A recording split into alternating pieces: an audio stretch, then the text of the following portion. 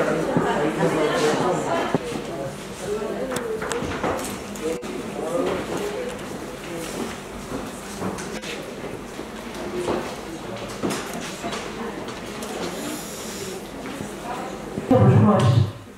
سلام شما herkese kulübelere آماده برای تو ایرو کنخواد و خواهد شارکی خواهد دار بخینن همین حال دعوتی دقیقی که رسیتون شوی به اینا شدیم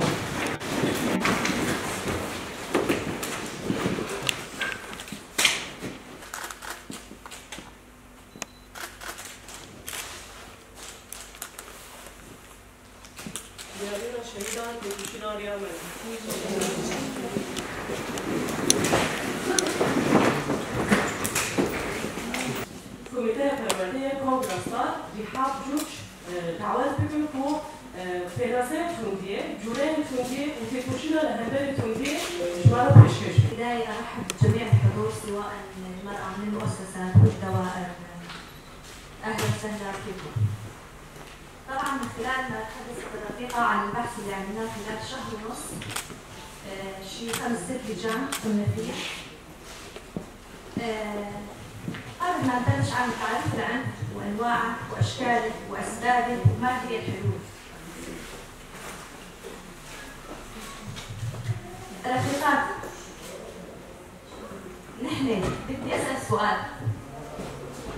شي مرة سألنا حالنا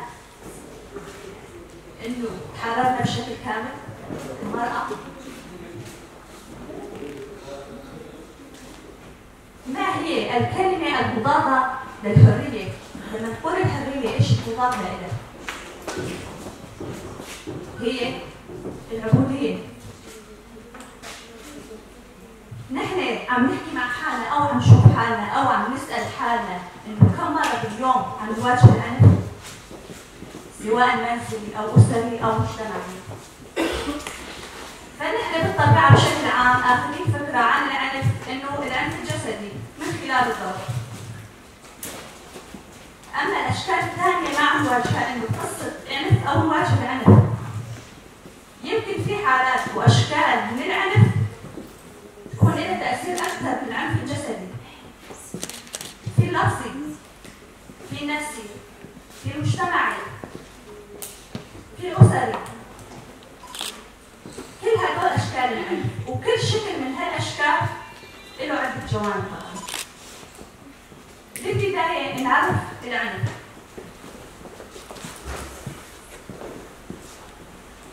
ما هو العنف؟ يتم ممارسة العنف ضد شخص أو مجموعة أو أمة إن أي سلوك يضر بالقيم الجسدية أو العقلانية أو الروحية أو الرمزية والثقافية للأفراد والمجتمع، وهو عنف الأفعال ضد الممتلكات مثل إتلافها أو حرقها والاعتداءات الجسدية ضد شخص مثل القتل والإصابة والضرب والاغتصاب والأذى والأفعال الفردية التي تضع الأشخاص تحت ضغط عاطفي مثل الهجمات والتهديدات والشتائم والتمييز. كما أن الظروف الاجتماعية أو العنف الذي يفرض النظام والحرب والإرهاب والاحتلال هي أمثلة على العنف. هون شرحنا العنف أو عرفنا العنف. يا ترى العنف كلمة جديدة أو قديمة؟ الأساس من وين؟ من وين إجا العنف؟ بدنا نفكر شوي. العنف نرجع ل 5000 سنة قبل الميلاد للمجتمع الطبيعي. لما كانت المرأة هي عم تدير مجموعة بما يسمى الكيان، هي كانت الإدارة، كان عندها العدل، المساواة، الحب، العاطفة. الرجل السلطة والذهنية الذكورية ايش كان عمله؟ الصيد.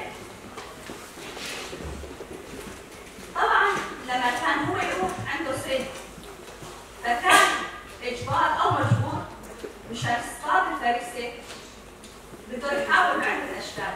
إيش هن؟ المكر، الخداع، أو بده يحمي حاله من الحيوانات الموجودة أو مشان الصيد. طبعا هون نقول إنه كان نعتبر إنه باسم الحماية يحمي حاله. ما كنا نسميها بشكل أكثر أو أكبر إنه عنف. طبعا أول انكسار بالمرأة بالمجتمع الطبيعي إيمت كان؟ إيمت بلش؟ إيمت المرأة انكسرت؟ ليش المرأة انكسرت؟ لأنه هي كان عندها عدة تجارب وهي حققت المساواة بين الجميع والحب والعاطفة والحنان والمسؤولية.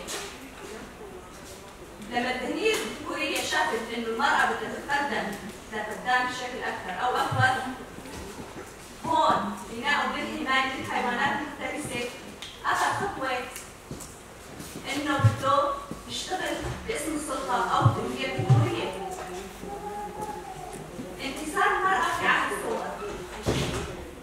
أول انتصار للمرأة 5000 سنة قبل الميلاد لحتى الوقت الحالي عام من العنف.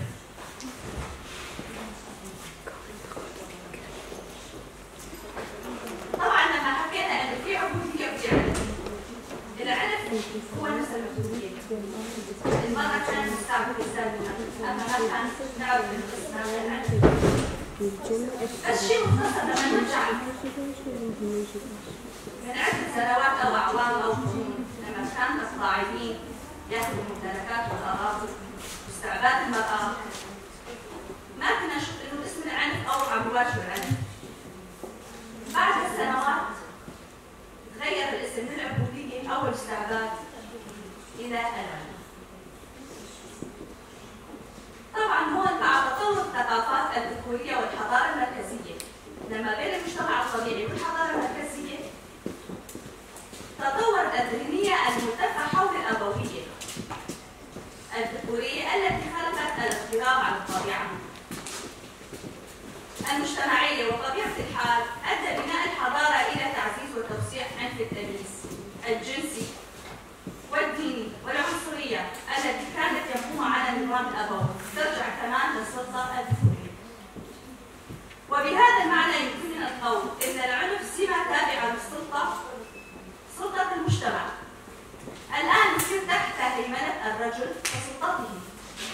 وبهذا المعنى يمكننا القول إن كل أنواع العنف يتم ممارسته ضد المرأة، أنواع العنف التي تمارس على المرأة. يكون عمرها هي ما بين ال 18 إلى ال 18. هي الحالات كانت عددها على مستوى الحسكة كان عددها 38 حالة. طبعا بسنة 2022 عمر الشخص الذي تزوجته ما بين ال 17 إلى العمر 45. كمان كان عمرها ما بين ال 14 إلى ال 17 اللي للزواج المبكر.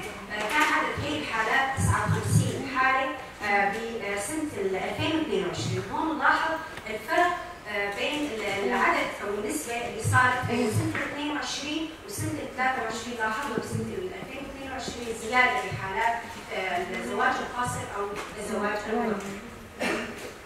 طبعا نحن كدور مرأة في عدة إجراءات نقوم فيها أو الأعمال اللي قمنا فيها لحتى نحد من هي الظاهرة الخطيرة اللي عم تصيب المجتمع. بالبداية كان شرح قانون الأسرة والتركيز فيه بشكل أساسي على قانون الأسرة، لأنه سابقا كان يسمى قانون المرأة، لكن بعد التعديلات اللي صار اسمه قانون الأسرة لحتى يشمل الأسرة بالكامل، يعني الرجل والمرأة والأطفال.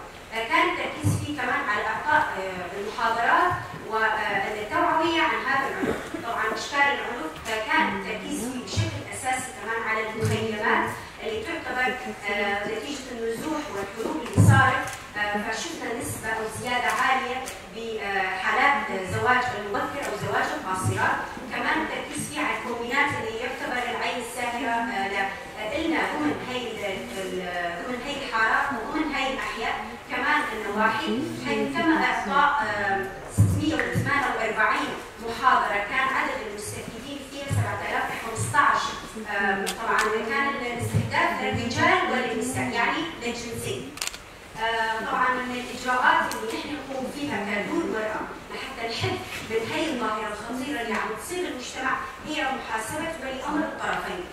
طبعا ولي امر الطفله او اللي تعرضت لهذا الزواج بعد الجلسات اللي نقوم فيها نوقف هذا الزواج، وحتى لما يكون الزوج اللي تزوجته شفنا ان في حالات عم تصير بانه حتى الزوج يكون قاصر، فنحن